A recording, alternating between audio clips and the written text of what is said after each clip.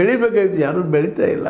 ಯಾವುದೇ ನಾಯಕರು ಇಲ್ಲ ಅಂತಲ್ಲ, ಅನೇಕ ನಾಯಕರಿದ್ದಾರೆ ಇಲ್ಲಿ. ಆದರೆ ಅಲ್ಲಿ ನಾವು ಏರಿಯಾಗಳಿಗೆ ಸೀಮಿತ ಆಗಿಬಿಟ್ಟಿದ್ದಾರೆ, ಆ ಏರಿಯಾಗಳಿಗೆ.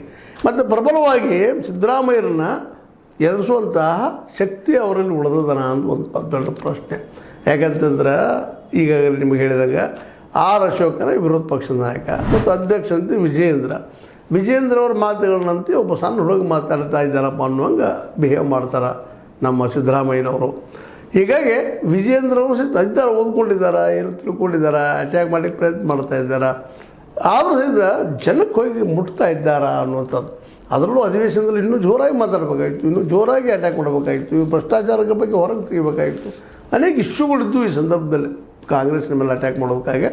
ಅವು ಯಾವುದೂ ಸಹಿತ ಸರಿಯಾಗಿ ಪ್ರಯೋಗ ಮಾಡಲಿಲ್ಲ ಕರ್ನಾಟಕದ BJP ನಾಯಕರು ಅನ್ನೋದು ಈಗ ಅಲ್ಲಿ ಕಂಡು ಬರುತ್ತಿರುವಂಥ ಸತ್ಯವಾಗಿದೆ.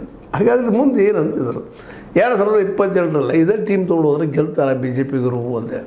ಅಧಿವೇಶನದಲ್ಲಿನ ಪಕ್ಷಗಳು ಆಡಳಿತ ಪಕ್ಷದ ಅನೇಕ ದೋಷಗಳು, ಇನ್ಕಂಬನ್ಸಿ ಸಾಕಷ್ಟು ಇದ್ದಾವೆ.